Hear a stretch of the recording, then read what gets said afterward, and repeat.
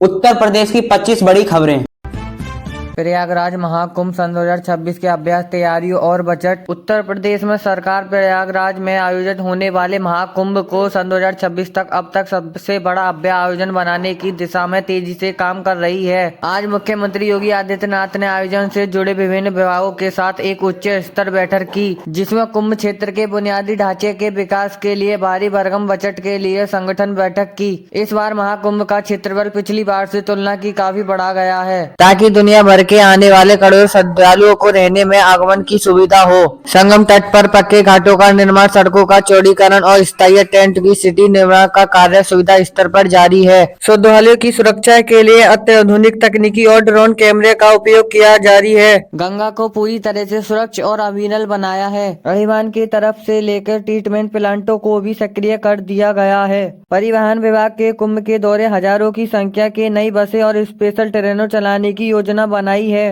पर्यटन को बढ़ावा देने के लिए संगम क्षेत्र में क्रूज और हेलीकॉप्टर सेवाओं का भी विस्तार किया जा रहा है, जिससे यह आयोजन अंतर्राष्ट्रीय स्तर पर भारत की संस्कृति का प्रतीक बने। उत्तर प्रदेश के गौतम बुद्ध नगर में जिले में बन रहे जेवर अंतर्राष्ट्रीय हवाई अड्डे और नोएडा इंटरनेशनल एयरपोर्ट में आज का एक नया मील पत्थर शामिल किया गया है। एयरपोर्ट रनवे के अंतिम चरण का सफल ट्रायल रन पूरा किया गया, जिसमें विमानों की सुरक्षा के लिए लैंडिंग और टेक ऑफ की क्षमताओं को जांचा गया। यह हवाई अड्डा न केवल उत्तर प्रदेश बल्कि पूरे उत्तर प्रदेश के लिए आर्थिक इंजन सविच्च होने वाला है, जिसमें पश्चिम यूपी में निवेश की बाढ़ आ गई है, जिन्होंने सुरक्षा मानकों को तकनीकी प्रणालिका के बारीक से निरीक्षण किया, जिससे दिल्ली की IGI एयरपोर्ट पर दबाव कम हो गया है, जिसमें होटल और शॉपिंग मॉल भी शामिल होंगे। यह एयरपोर्ट कनेक्टिविटी मामले में देश के लिए आधुनिक हवाई अड्डे में से एक होगा, जहां मल्टी मोड के कनेक्टिविटी विशेष ध्यान दिया गया है, जहां घरेलू उड़ान के लिए साथ साथ अंतर्राष्ट्रीय उड़ानों का संचालन भी शुरू हो गया है, जिसमें पर्यटन और व्यापार में दोनों को गति मिलेगी।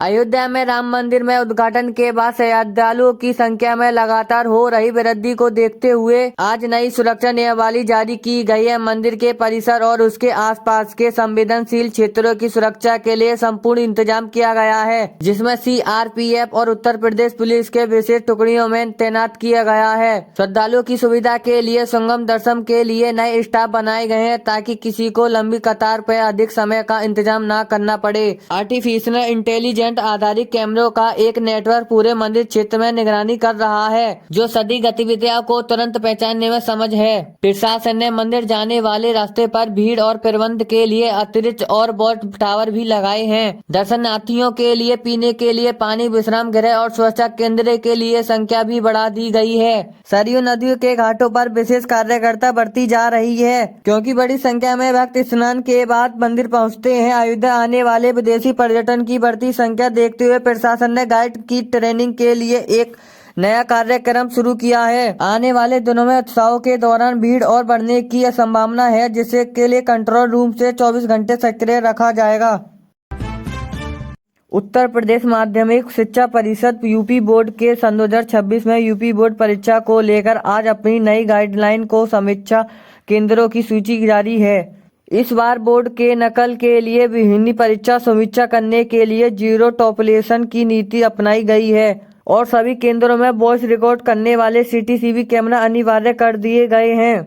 शिक्षा विभाग के अधिकारियों के अनुसार यदि किसी केंद्र पर कैमरा बंद पाया गया तो उस केंद्र की परीक्षा तुरंत रद्द की जाएगी और स्कूल प्रबंधन पर भारी जुर्माना लगाया जाएगा। परीक्षार्थियों के लिए एडमिशन कार्ड डाउनलोड करने की प्रक्रिया को सरल बनाया गया है और डिजिटल लॉकर की सुविधा भी की गई है। संवेदनशीलता अति संवेदनशीलता केंद्रों में की पहचान कर ली गई है, जहां विशेष उड़ान दस्तों की तैनाती की जाएगी। परीक्षा के दौरान औचक संरक्षण करेंगे। इस वर्ष हाई स्कूल में इंटरमीडिएट में रिकॉर्ड संख्या की छात्र शामिल भी हो रही है, जिसके लिए केंद्रों की संख्या में बढ़ोतरी की गई है। पत्रों की सुरक्षा के लिए उन्हें डंबल लॉक और अलमारी में रखा गया है और उनकी निगरानी में कैमरा के लिए मुख्यालय से की जाएगी।